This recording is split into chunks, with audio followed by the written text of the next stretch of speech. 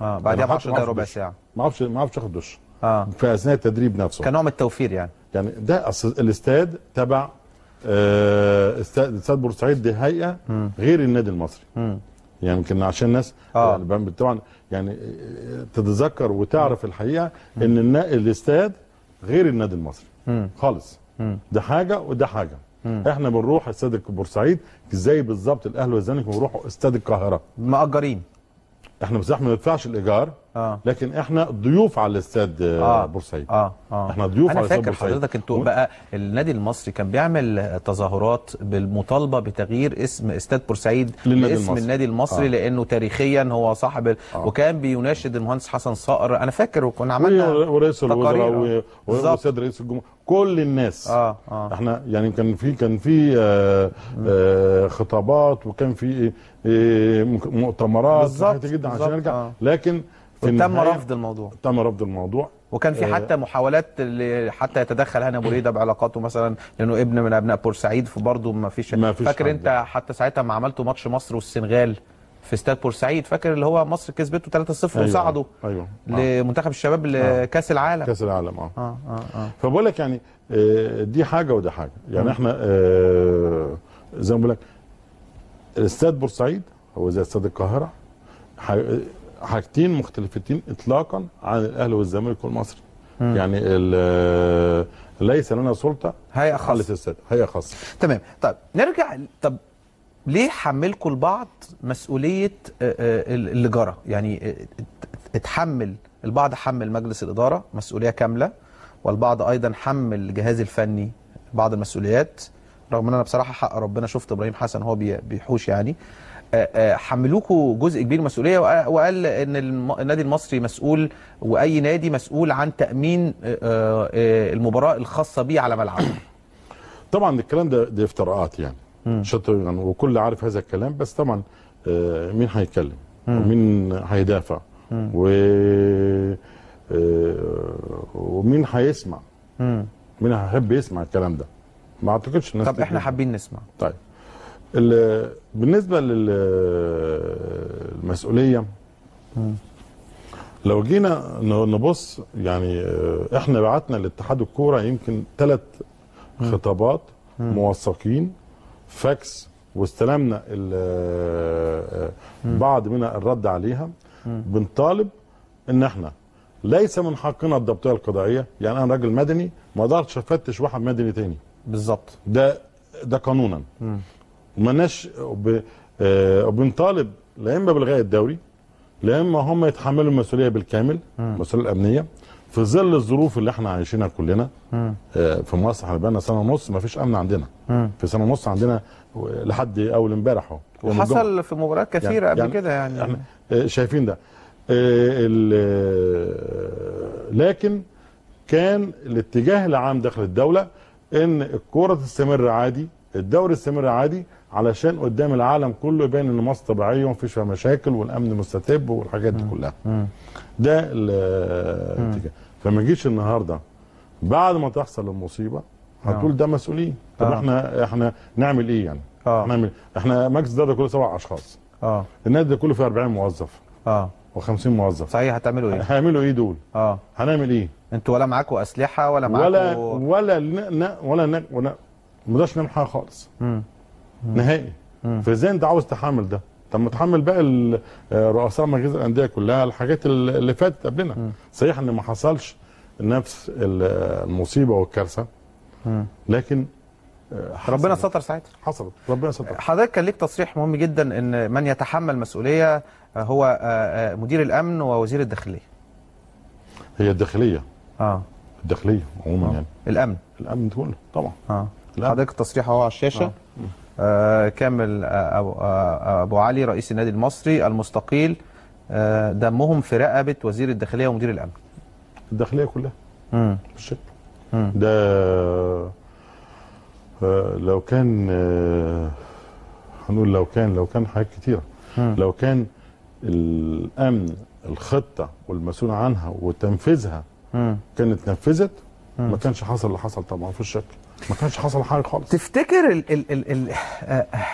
يعني الاحتقان اللي موجود بصراحه كده بين التراس اهلاوي وبعض الاحيان التراس الزملكاوي ما بينهم وما بين الداخليه. حضرتك متذكر حتى اليوفط اللي كانت بتتحط، طالبوا بعدم وجود عساكر او مجندين جوه المدرجات، بعدم التفتيش، الشتائم الكثيره للداخليه كانت عامل من عوامل ان بتوع الامن قال لهم يا عم يلا روحوا اضربوا بعض هما الاثنين، احنا مالنا.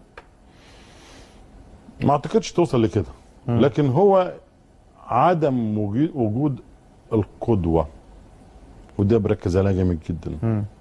وعدم وجود الهيبه نفسها، هيبه الدوله او هيبه الداخليه، الاثنين مع بعض. الاثنين خلت اي حد النهارده يعمل اي حاجه. انت شفت اول امبارح في العباسيه وزاره الدفاع. وزاره الدفاع ده احنا لما كنا الاول نشوف ولحد الان نشوف مكتوب ممنوع الاقتراب والتصوير على سور ماشيين خايفين. دلوقتي بتروح لوزاره الدفاع، دلوقتي بنقوم بالطوب ونضرب عساكر ونموت عساكر وكل شيء. العساكر بتوعنا القوات المسلحه، القوات المسلحه، وزاره الدفاع. ده انا في حاجه استفزتني جدا، في واحد تخطى السلك الشائك فمسكوه، فانا قعدت افكر انا واحد، طب انا بتخطى السلك الشائك ليه؟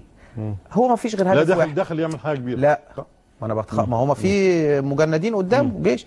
انا بتخطى عشان دول يضربوا فالكل يهجم، يعني المجموعه اللي هو ورا السلك الشائك بقى يطلعوا وينطوا فيحصل كارثه.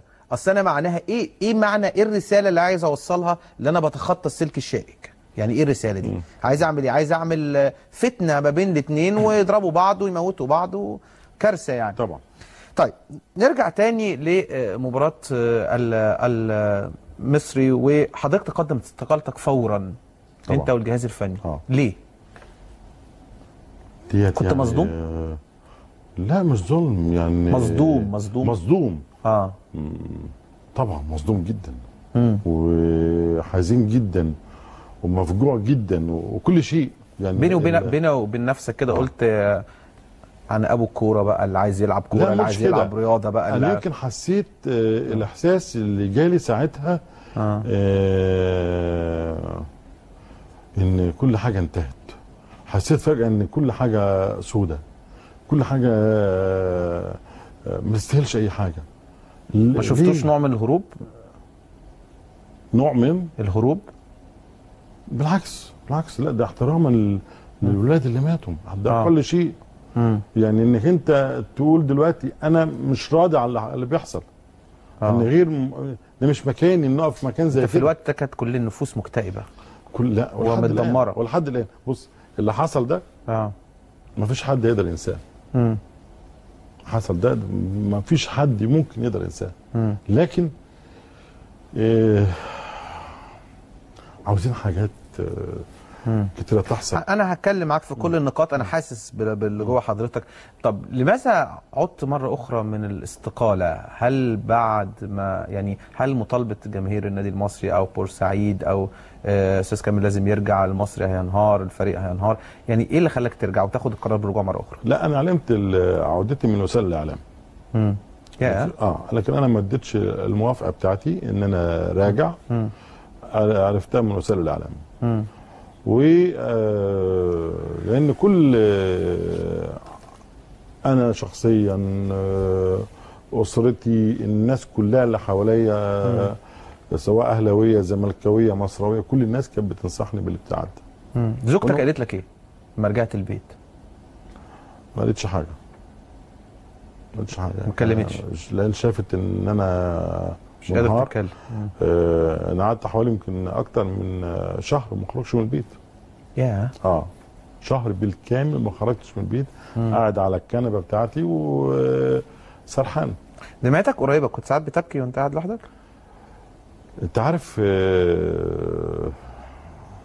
في الاول لا، ما كانتش الدمعه بتخرج لان كنت في حاله انهيار، يعني مش حاسس باللي بيحصل. لكن بعدها طبعا لو شفت ام او اب في التلفزيون بتنهار. طبعا.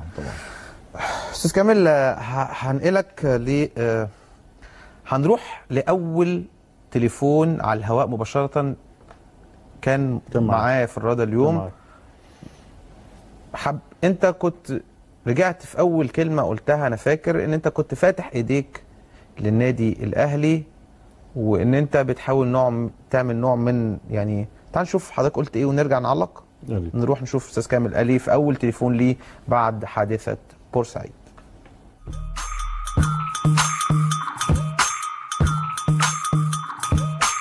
طبعا دي اول مداخله ليا بعد الكارثه اللي حصلت في بورسعيد، وكنت انا حريص ان انا ما اعملش اي مداخله او حديث او تصريح، وذلك مراعاه لاسر الشهداء وشعورهم، لان انا حاسس لمدى الالم والحزن اللي هم فيه. علشان كده في الاول بقدم خالص التعازي لاسر الشهداء في فقدان ذويهم، وبدعو الله ان احسبهم شهداء. وكمان بقدم التعازي للنادي الاهلي وجماهيره، وكذلك شهداء بورسعيد وكل شعب مصر. وانا بقول لك يا خالد من هنا مستعد للجلوس والتحدث في اي مكان لايجاد افضل الحلول لازاله الاحتقان بين جماهير النادي الاهلي ومسؤوليه وبين النادي المصري وبورسعيد، لاننا في الاخر احنا نسيج لمجتمع واحد وابناء وطن واحد عزيز علينا وهو مصر. ولابد يعني ان في الفتره القادمه ان نتقبل كل منا الراي الاخر دون اي اساءه.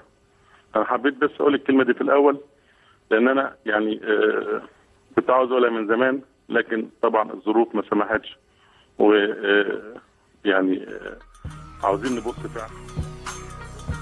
المكالمة كانت طويلة، بس كنت عايز توصل مسج ورسالة. كنت عايز توصل ايه؟ التسامح. التسامح، لان ده هو ده اللي ممكن يعقلنا كلنا. التسامح ده حاجة صفة من صفات الإنسان.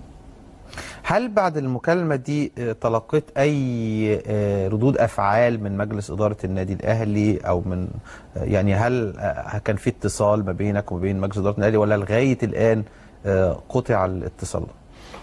لا، مفيش اتصال، بس أنا هقول لك يعني أنا عاوز أوسع الدايرة دلوقتي معاك ونتكلم بصراحة أكتر وشفافية أكتر. الكل خايف من بعضه. يعني مفيش حد عاوز ياخد خطوة ويقعد مع عشان نحل، عشان نشوف ايه الوضع. انا بقول لك يمكن في حاجات عاوز اقولها، لكن خايف انها تتاخد بمعنى تاني. طب هقول لك حاجة عشان نخليك تتكلم. معظم الناس خايفة من الناس، بالظبط، مش خايفة من ربنا. ليه بقى؟ ان انت لو ابتغيت وجه الله فهتحاول ان انت تتسامح، وحاول ان انت تقرب وجهات نظر، لان ده ديننا بيقول لنا كده، وربنا سبحانه وتعالى بيقول لنا كده، وربنا مع الرحيم والمتسامح. لكن الخوف، هقول لك بالعربي، لو واحد من مجلس اداره النادي الاهلي كلمك هينزل على كل المواقع، ازاي يكلم كامل ابو علي؟ ده احنا ما اعرفش. لو كامل ابو علي اتكلم وقال حاجه، جمهور بورسعيد ازاي يتكلم بتوع الاهلي وما اعرفش ايه. الوضع انا بالنسبه لجمهور بورسعيد، اتفضل، انا بعامل ضميري بس، ماليش دعوه لا بجمهور بورسعيد ولا جمهور النادي الاهلي ولا جمهور.